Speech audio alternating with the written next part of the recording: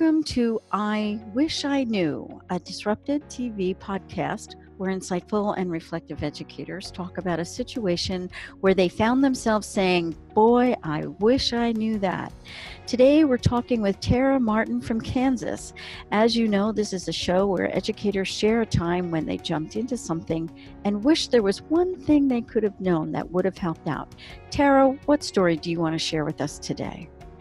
I would like to share, I think I just wish I knew, and I know you said this could be personal or educational, and I think it probably fits in both settings, both areas of life. But I wish that I knew that if you really want something bad enough, you truly can attain it. And the reason I say that is because I think as a little kid, I was such a dreamer.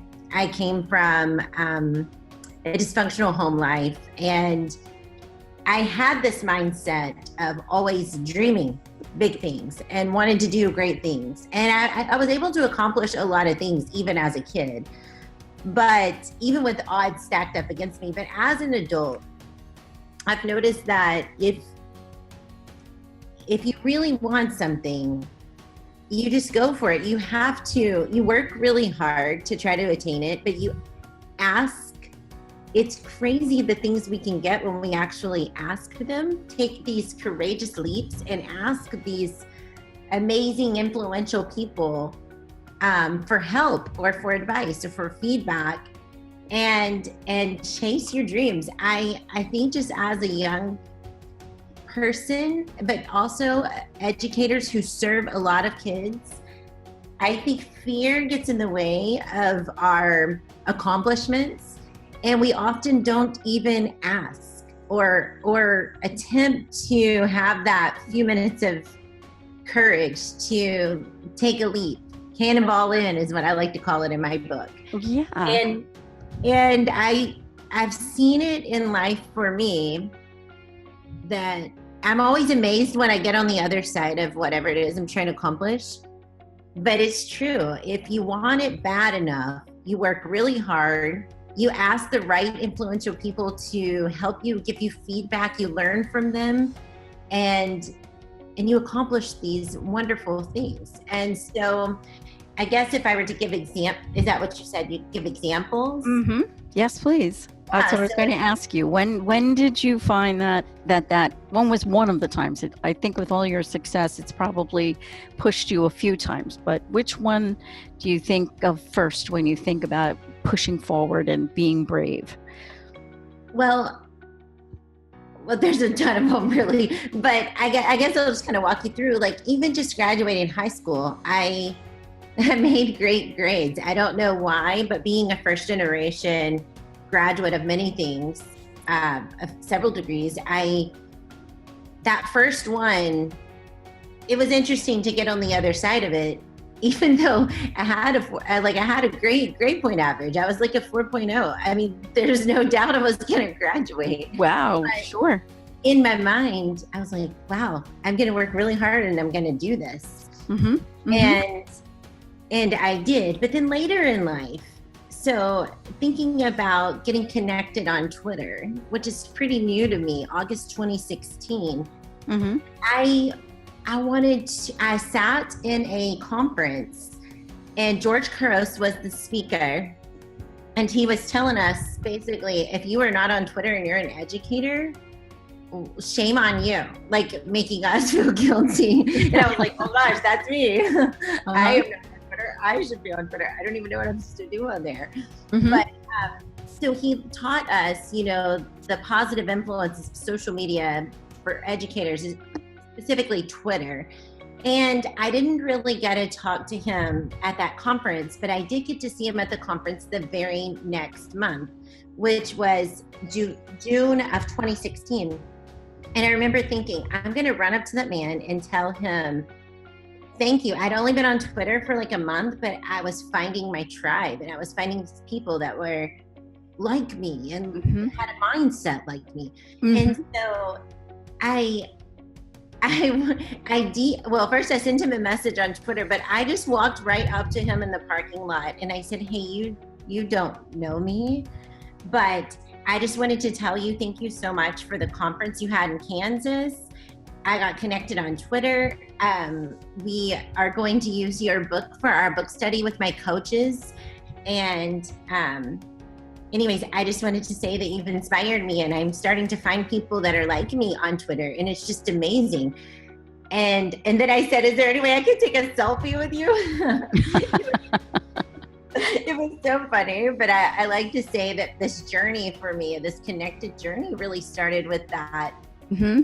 Just running out there, kind of like uber fangirl, and just telling him what an impact that conference had on me, because I heard his keynote, and then I went to the Twitter session. Mm-hmm. And that little act of courage is so small, but just was the launch board for me. He helped me get my website going. And then he connected me with, basically, I went to go look for his book. This is so crazy. And then I found Dave Burgess's book.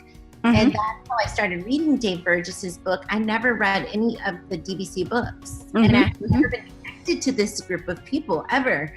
And so it was so astounding. And I loved Teach Like a Pirate. But I went looking for Innovator's Mindset. Barnes & Noble just was out. And so I bought Teach Like a Pirate because it was by the same publisher, which I didn't even realize was Dave Burgess at that time. It was just a very interesting story.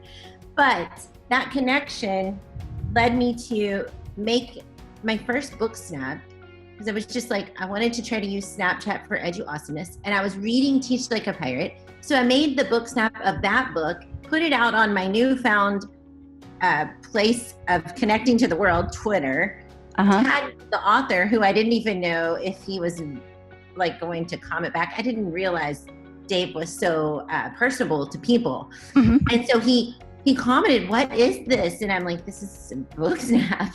Like, I don't know what it is. I just created it. I was trying to use this app for something good.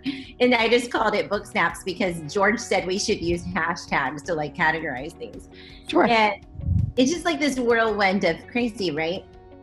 Now, I mean, fast forward a year and a half, which 2 years, almost 2 years.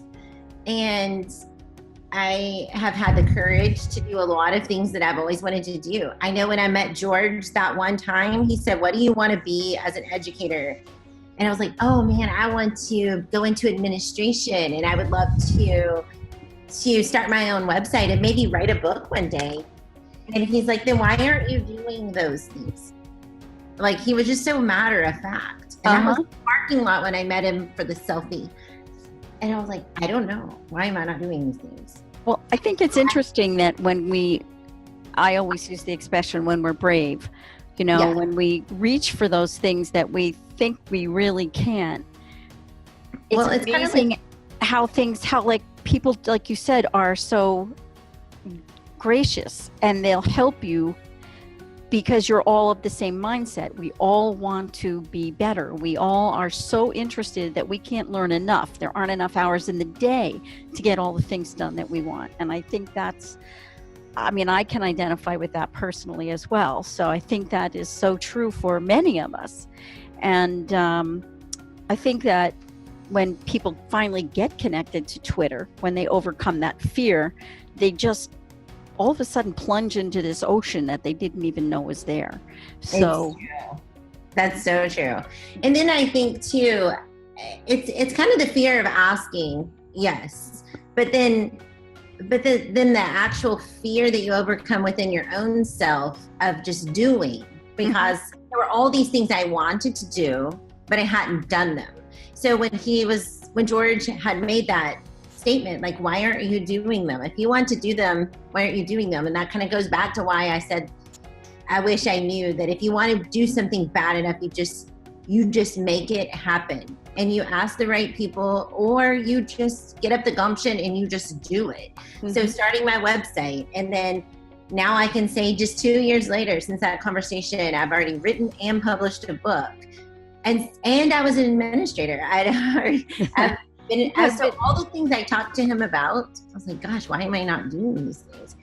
I need to get connected with the right people that can help me accomplish these goals. Sure. And so I think for the listeners, if you want something bad enough, you work hard and you do it, but you really have to set action steps in place. It's not like it's just going to fall in your lap and bam, it's going to happen. Mm-hmm. You have to set action steps in place, and then you have to connect with people that are going to be able to help you.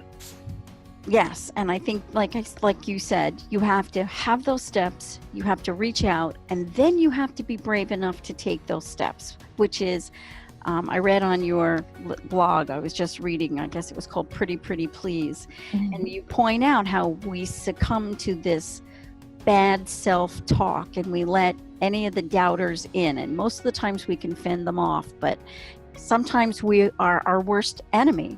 And we just keep ourselves from taking that next step. And your point about just reaching for it and going for it is really well placed.